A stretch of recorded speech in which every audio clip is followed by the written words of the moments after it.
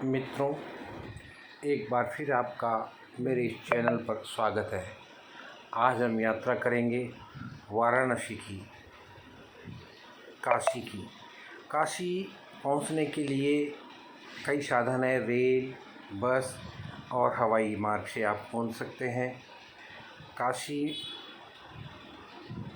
में रुकने के लिए काशी में क्या क्या देखना है, ये सब मैंने इस वीडियो में शामिल किया है। इसके अलावा धर्मशालाओं में रुकने का पता, उनका एड्रेस, फ़ोन नंबर तक मैंने इस अपने डिस्क्रिप्शन में लिख दिए हैं, आप उनसे देख सकते हैं।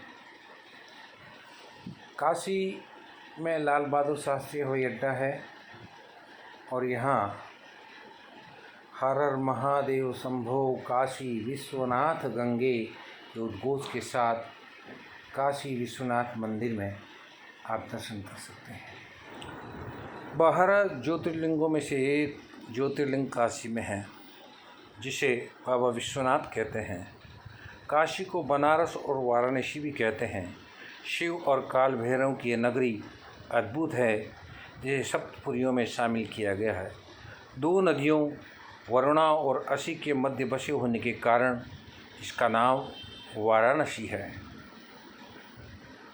शिव के त्रिशूल पर बसी है काशी। कहते हैं कि गंगा किनारे बसी काशी नगरी भगवान शिव के त्रिशूल की नोक पर बसी है, जहाँ 12 ज्योतिर्लिंगों में से एक काशी विश्वनाथ विराजमान है। पतित पावनी भागीरथी गंगा के तट पर धनुषाकारी बसी हुई यह काशी नगरी वास्तव में पापनाशिनी है। भगवान शंकर को यह गद्दी अत्यंत प्रिय है, इसीलिए उन्होंने इसे अपनी राजधानी का एवं अपना नाम काशीनाथ रखा है। मित्रों, अगर आप काशी जाएं या बनारस जाएं तो बाबा विश्वनाथ के दर्शन करने के लिए सबसे नज़दीकी स्थान गोदोलिया है।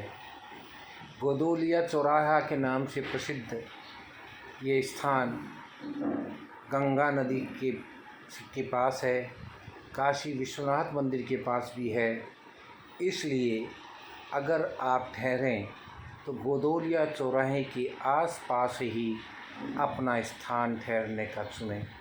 यहाँ बहुत से होटल हैं, धर्मशाला है, आप वहाँ रुक सकते हैं ताकि आप शाम को गंगा जी की आरती पैदल ही जाकर देख सकें।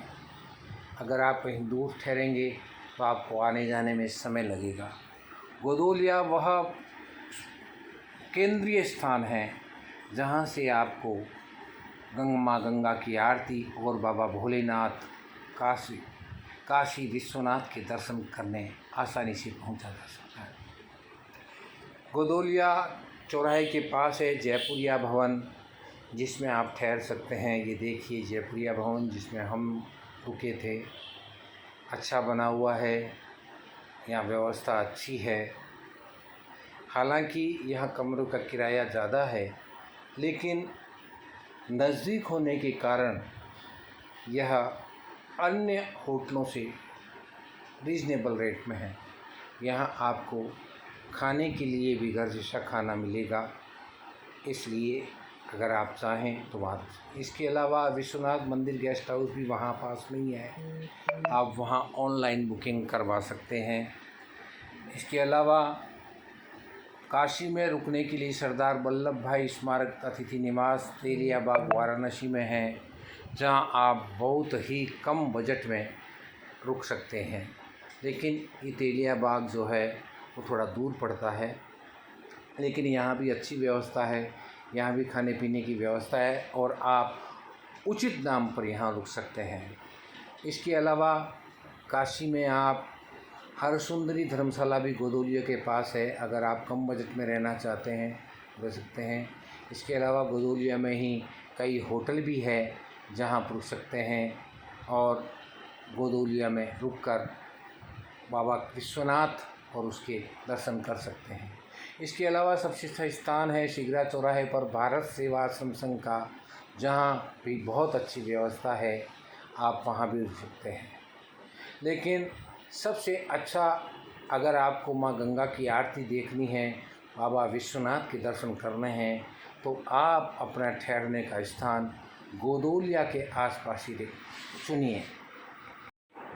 बाबा विश्वनाथ की नगरी को चार चांद लगाने के लिए केंद्रीय सरकार ने करीब 5.25 लाख स्क्वायर फीट में काशी विश्वनाथ धाम बनाया है।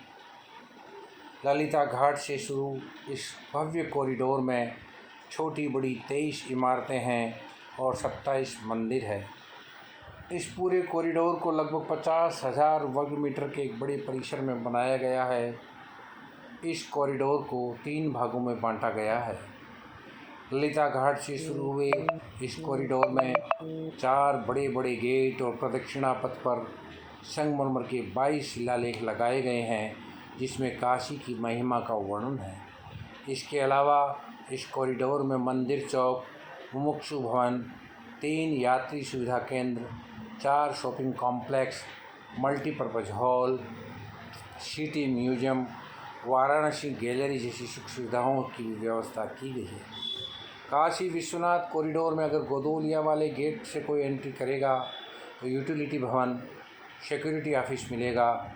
इसके अलावा यात्री सुविधा केंद्र नंबर 1 और 2 सरस्वती फाटक की तरफ है। इसमें चुनार के गुलाबी पत्थर, मकराना राजस्थान की सफ़ेद मार्बल और वियतनाम के खास पत्थरों का इस्तेमाल किया गया है। 250 साल बाद इस मंदिर का पहली बार जीर्णोद्धार हुआ है। इस कॉरिडोर के बनने के बाद श्रद्धालु 50 फीट की सड़क से गंगा किनारे से बाबा विश्वनाथ के दर्शन कर सकेंगे। काशी विश्वनाथ धाम में महादेव के प्रिय पौधे रुद्राक्ष, बेल, पारिजात, वट और अशोक लगाए गए हैं। इस प्रोजेक्ट का शिलान्यास प्रधानमंत्री नरेंद्र मोदी ने 8 मार्च 2019 को किया था और इस मंदिर क्षेत्र को विशिष्ट क्षेत्र घोषित किया गया है, जिसके आसपास कई भवनों को अधिग्रहित किया गया है।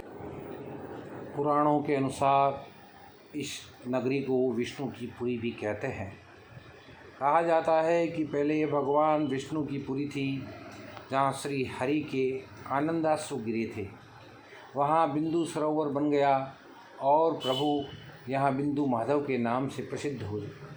महादेव को काशी इतनी अच्छी लगी कि उन्होंने इस पावनपुरी को विष्णु जी से अपने लिए नित्य आवास के लिए मांग लिया।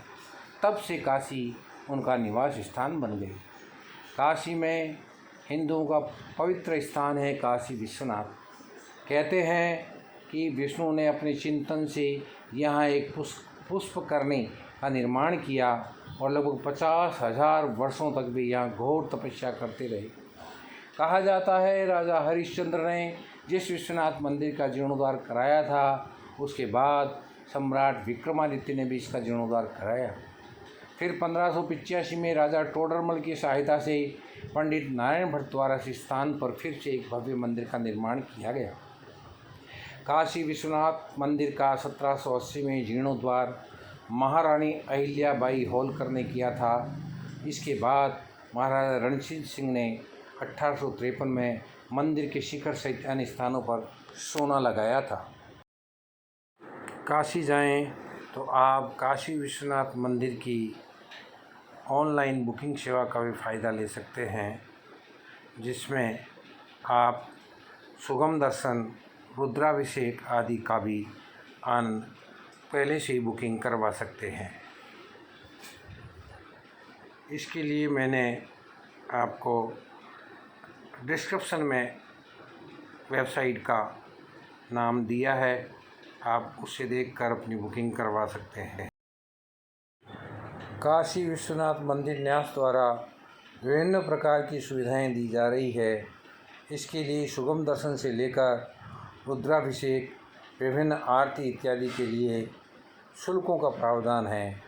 आप ऑनलाइन सुगम दर्शन, पूजा, रुद्राभिषेक तथा ट्रस्ट द्वारा संचालित गेस्ट हाउस में पहले से बुकिंग करा सकते हैं, जिसकी बुकिंग के लिए www.srikashiviswanath.org पर जाकर आप बुकिंग करा सकते हैं।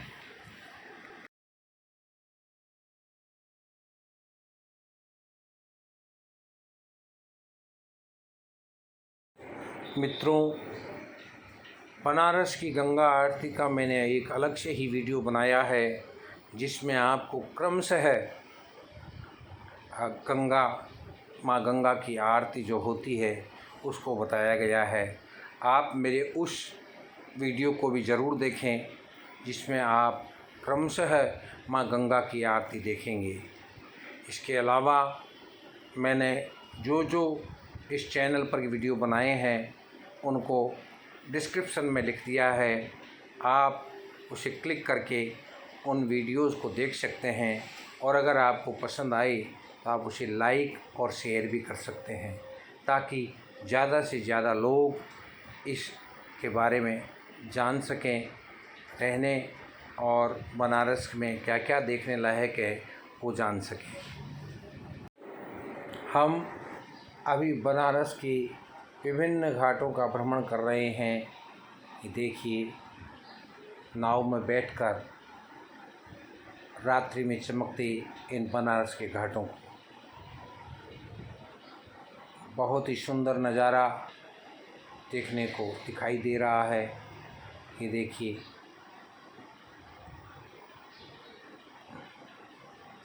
आप बनारस जाएं तो रात्रि में घाटों का बोट पर बैठकर अवश्य आनंद लें।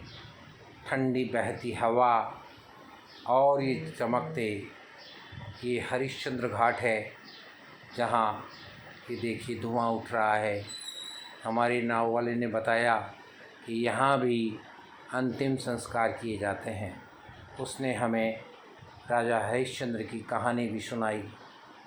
इसी घाट पर राजा हरिश्चंद्र ने अपने पुत्र के लिए, अपने पुत्र की अंतिम संस्कार के लिए अपने ही पत्नी से कर मांगा था। इसके अलावा ये देखिए विभिन्न घाट, तो उससे बहुत ही सुंदर गंगा नदी में इनकी छटा दिख रही है। इसके अलावा मणिकर्णिका घाट भी यहाँ का प्रसिद्ध घाट है, जहाँ 24 घंटे अंतिम संस्कार होता रहता है। काशी की नगरी में मृत्यु होना स्वर्ग की प्राप्ति के समान माना जाता है, ऐसा कहा जाता है। इसीलिए हर कोई व्यक्ति काशी में अपनी देह त्यागना चाहता है। यहाँ एक ऐसी धर्मशाला भी है जहाँ अंतिम समय अपना बनारस में बिताने के इच्छुक लोगों को रखा जाता है, जिन्हें 15 दिन वहाँ रखा जाता है, और उसके बाद उनका अंतिम संस्कार, अगर वो रहें तो उनका अंतिम संस्कार। ये देखिए मणिकर्णिका घाट है, जहाँ लोग अंतिम संस्कार हो रहा है। ये चिताओं की अग्नि आप देख रहे होंगे, ये मणिकर्णिका घाट है। ललिता घाट से आगे ही ये घाट है। इस तरह काशी में अपनी देह त्यागना बहुत ही शुभ माना जाता है। इसीलिए जिन लोगों की ये अंतिम इच्छा होती है कि उनकी अंतिम यात्रा काशी से, देह उनकी अंतिम यात्रा काशी से हो, तो वहाँ लोग आकर रहते हैं और काशी में अपनी अंतिम सांस लेते हैं। ये इसके अलावा काशी के अन्य घाटों को भी आप नज़ारा देख रहे हैं। ये देखिए, ये वहाँ नदी पर बना हुआ पुल है। मित्रों, अब हम चलते हैं काशी के कोतवाल के यहाँ। भैरव शिव के गण और पार्वती के अनुसार माने जाते हैं। हिंदू देवताओं में भैरव का बहुत ही महत्व है। इन्हें काशी का कोतवाल कहा जाता है। मित्रों, आप काशी जाएं और दुर्गा मंदिर के दर्शन नहीं करें तो आपको काशी की यात्रा अधूरी रह सकती है। बहुत ही सुंदर बना एक दुर्गा मंदिर वाराणसी के मुख्य मंदिरों में है। इसकी चारों ओर सुंदर सरोवर बना हुआ है और मंदिर के बाहर बहुत ही अच्छा वातावरण है। शहर के मध्य में स्थित दुर्गा मंदिर के दर्शन करने के लिए हजारों श्रद्धालु वहां पहुंचते हैं। मां दुर्गा के मंदिर में आपको सोने के आकार की पेंटिंग मिलेगी। ये देखिए दुर्गा मंदिर वाराणसी का। आप अगर वाराणसी जाते हैं तो इस मंदिर के दर्शन भी अवश्य। आप बनारस जाएं और बनारस हिंदू विश्वविद्यालय नहीं देखने जाएं तो भी आपकी यात्रा अधूरी रहेगी। पंडित मदन मोहन मालवीय द्वारा स्थापित बनारस हिंदू विश्वविद्यालय का परिसर बहुत ही विशाल और भव्य है। यहाँ विभिन्न प्रकार के विषयों की पढ़ाई होती है। पंडित मदन मोहन मालवीय द्वारा स्थापित बनारस हिंदू विश्वविद्यालय देश ही नहीं विदेशों में विख्यात है। ये देखिए, बनारस हिंदू विश्वविद्यालय का परिसर, हरा भरा परिसर, भव्य बिल्डिंग और पर्यावरण शुद्ध वातावरण। इस परिसर में विभिन्न संकायों की बिल्डिंगें अलग अलग बनी हुई है जिन्हें आप एक दिन में नहीं देख सकते। फिर भी अगर आप बनारस जाएं तो बनारस हिंदू विश्वविद्यालय को अवश्य देखें। इस बनारस हिंदू विश्वविद्यालय परिसर में ही बिड़ला मंदिर, शिव मंदिर बना हुआ है, उसके भी आप अवश्य देखें। भू के नाम से प्रसिद्ध बनारस हिंदू विश्वविद्यालय में ये शिव मंदिर है जो बहुत ही विशाल बना हुआ है। इस मंदिर में भगवान शिव की मूर्ति लिंग है जिसकी पूजा की जाती है। बनारस हिंदू विश्वविद्यालय के गेट पर पंडित मदन मोहन मालवीय जी की आदमकद मूर्ति लगाई गई है। वैसे तो आपको बनारस के लिए कई स्थान हैं, एक दो दिन में नहीं घूम सकते, लेकिन अन्य दर्शनीय स्थलों में राजनारायण स्मृति पार्क वाराणसी भी मुख्य है, जहां आप घूमने के लिए जा सकते हैं। इसके अलावा बनारस की प्रसिद्ध काशी चाट भंडार की चाट का आप अवश्य आनंद लीजिए। ये देखिए, काशी चाट भंडार की टमाटर चाट बहुत ही प्रसिद्ध है। ये देखिए, बनारस काशी चाट भंडार की टमाटर चाट का स्वाद चखते लोग यहाँ भी काफ़ी भीड़ रहती है। इसके अलावा आप बनारस में जाएं तो दीनू चाट भंडार की चाट का भी स्वाद चखें।